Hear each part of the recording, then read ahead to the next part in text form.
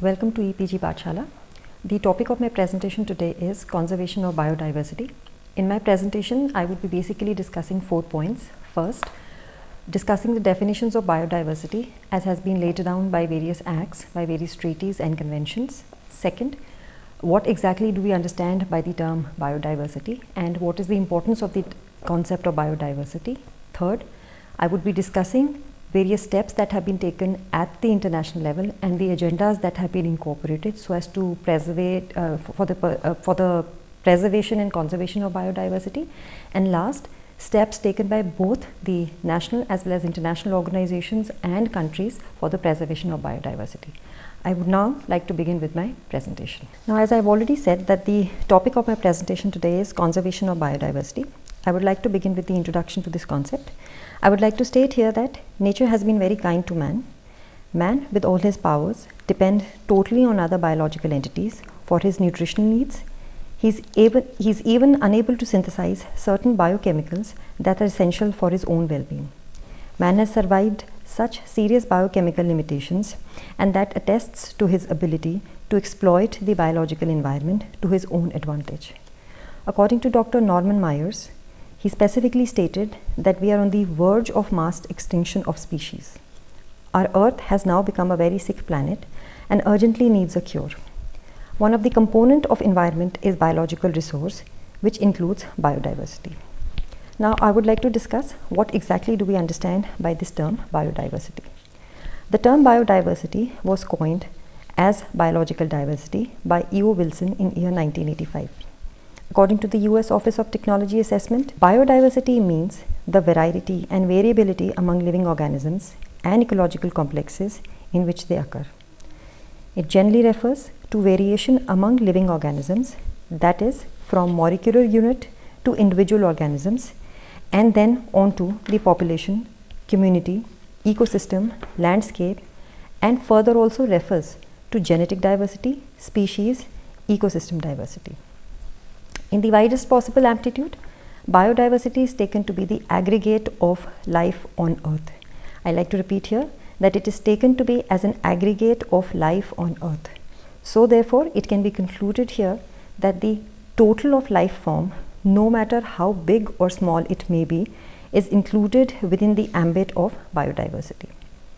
Convention on Biodiversity defines biodiversity as the variability among living organisms from all sources, including terrestrial, marine, and other aquatic ecosystems, and the ecological complexes of which they are a part of.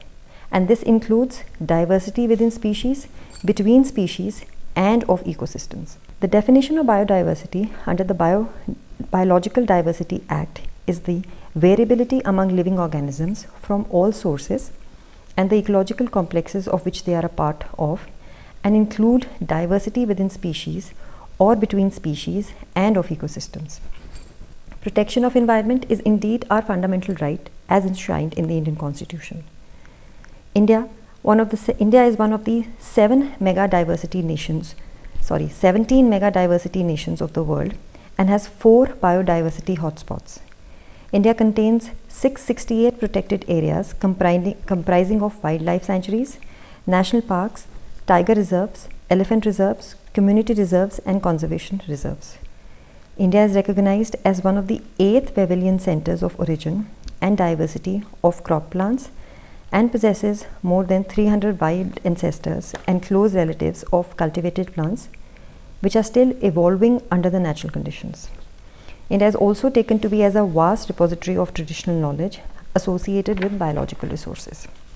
Now, the second point of my discussion is what is the basic importance of biodiversity, and when we try to interpret this biodiversity or the importance of biodiversity, then it can be summarized as under.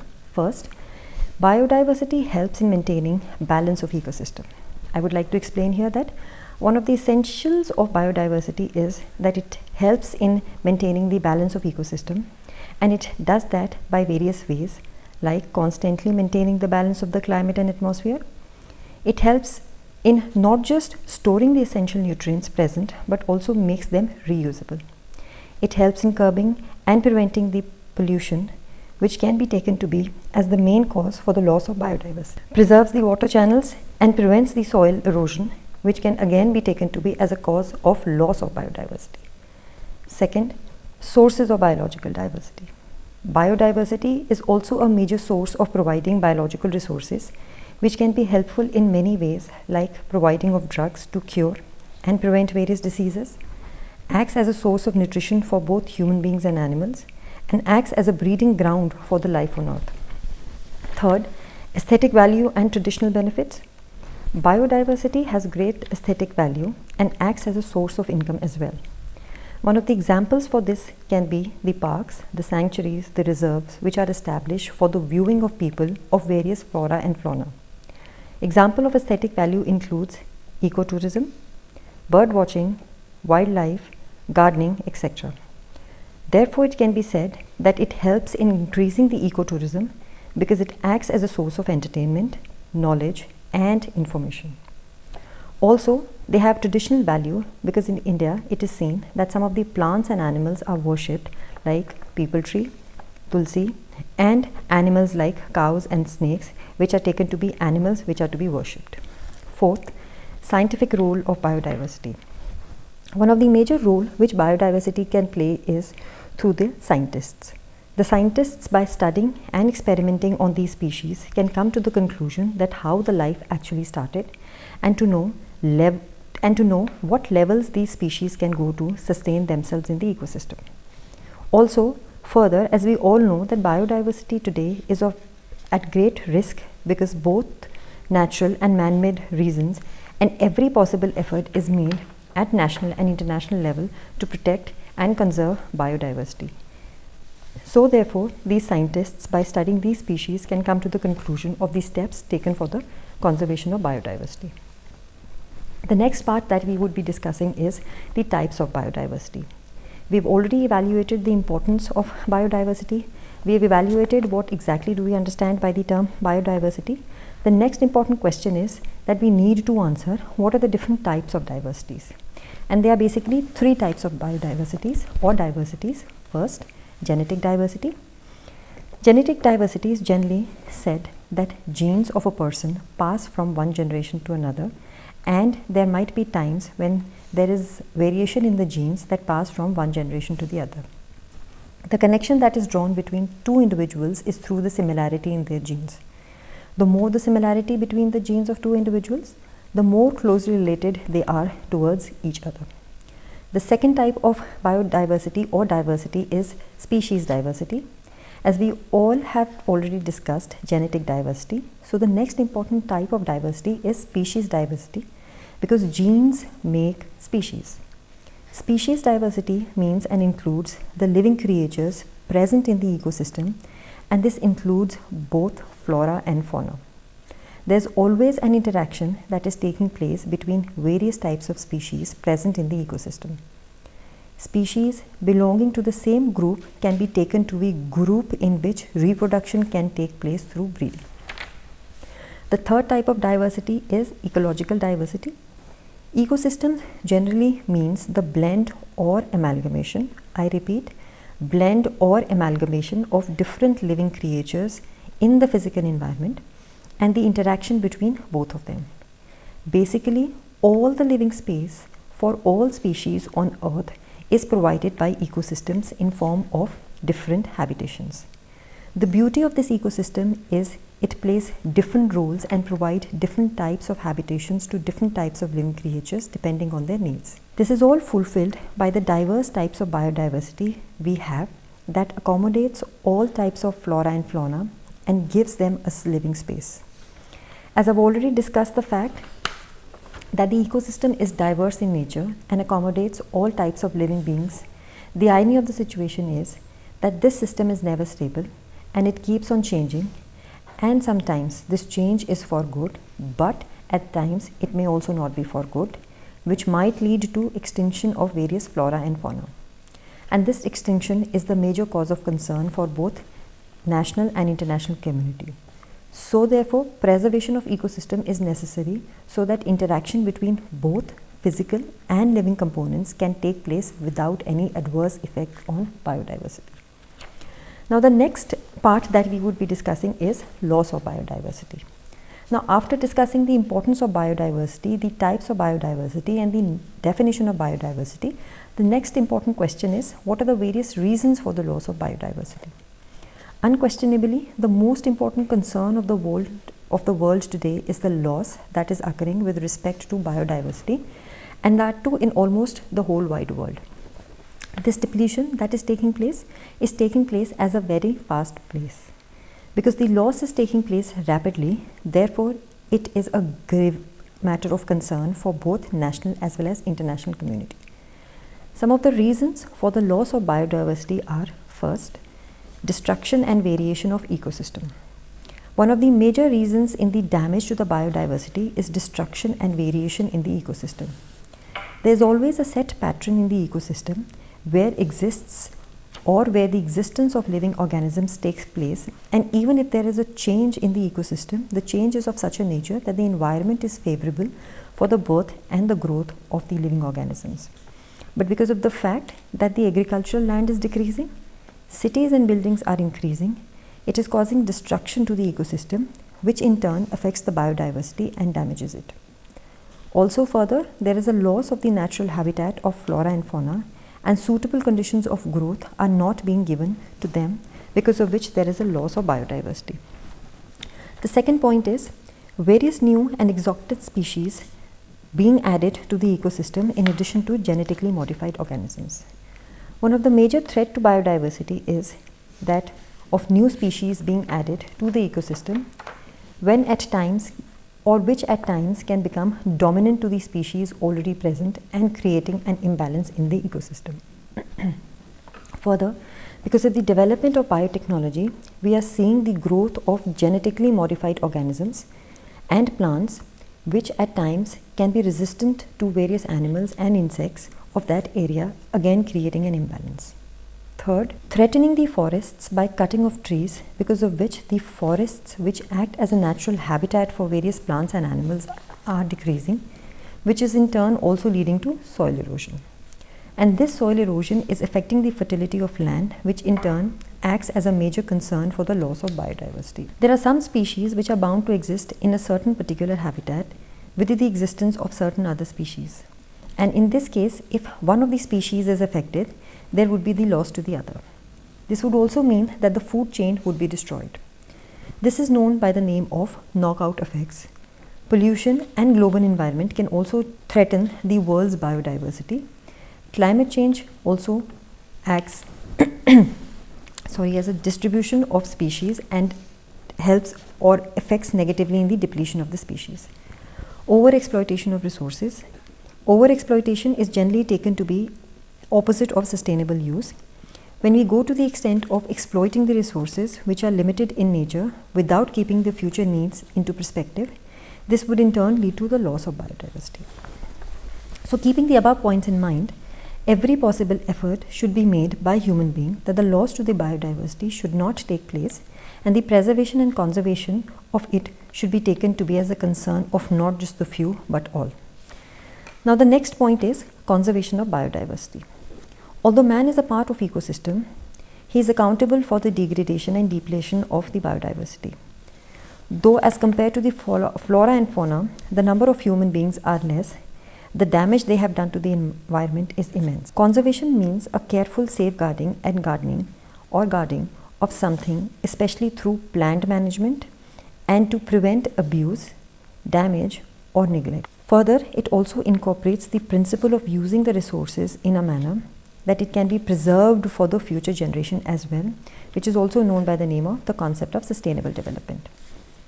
It is expected that with the increasing awareness towards the values and importance of biodiversity and stringent measures, we shall be able to protect our biodiversity. We need to conserve biodiversity, keeping in view the direct use values, indirect use values, and intrinsic values of biodiversity. In fact, the very existence of human species and sustainable development depends on biodiversity conservation. Both institute and exude conservation has to be a part of the cultural tradition in India. The preservation and conservation of biodiversity can be accompanied only as a part of overall strategy to promote global stability. It is a need of the hour that all the countries they come together and take concrete steps for the conservation of biodiversity. The next part that we are going to discuss today is the United Nations effort for conservation of biodiversity. Now, conservation is closely linked with human activities that reap the benefit by harvesting, consuming, and utilizing the resources. However, in absence of knowledge on the importance of conservation of these resources in sustainable manner, people tend to consume excessively, leading to depletion and the loss of biodiversity. Biodiversity was considered and is considered as a common concern of humankind. Since then, conservation of biodiversity has become an international slogan. 2011-2020 has been designated as the United Nations Decade on Biodiversity, wherein different steps would be taken by the United Nations first and all the member countries for the preservation and protection of biodiversity. Further, in light of the above statement, May 22nd is celebrated as International Day for Biological Diversity or World Biodiversity Day. The first step taken by the United Nations worth acknowledging for the conservation of biodiversity was making the Convention on International Trade in Endangered Species of Wild Fauna and Flora, which was signed in Washington, D.C. on 3rd March 1973. The basic objective of this convention was there should be a complete ban that should be put on trading of wildlife.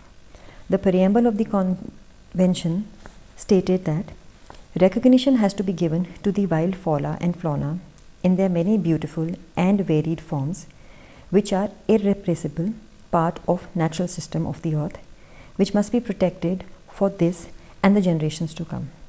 Further, there is ever-growing value of wild fauna and fauna from aesthetic, scientific, cultural, and recreational, and even economic points of view. And the people and the states are and should be best protectors of their own wild fauna and fauna. And in addition, that international cooperation is essential for the protection of certain species of wild fauna and fauna against over-exploitation through international trade. Now, the next part that we would be discussing is the Convention on Biological Diversity.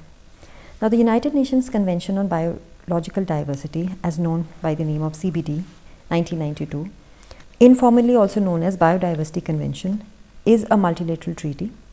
This was signed in the year 1992.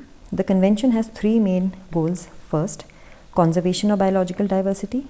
Second, sustainable use of its component. And third, fair and equitable sharing of benefits arising from genetic resources. The convention is a landmark piece in the international community and acknowledges the steps that should be taken up by the member states in the protection and conservation of biodiversity.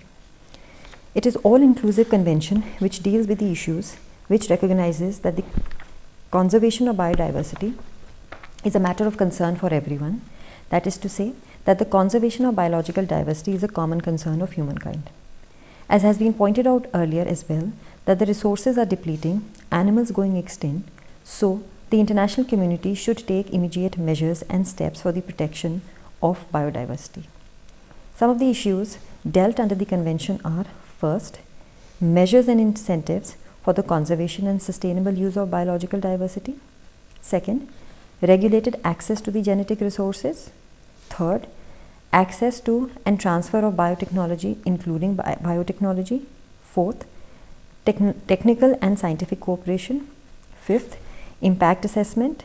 Sixth, education and public awareness. Seventh, provision of financial resources. And eighth, national reporting on efforts to implement treaty. The next part is Bonn guidelines on access to genetic resources and fair and equitable sharing of the benefits arising out of their utilization. Now, according to Article 15 of the CBD Convention, it addresses the terms and the conditions for the access to genetic resources and benefit sharing. It recognizes the sovereignty of state over their natural resources and provides that access to these natural resources shall be subject to prior informed consent of the contracting parties providing such resources. So therefore, in consonance to this article, these guidelines, that is the Bonn guidelines, were adopted in The Hague in 2002 April.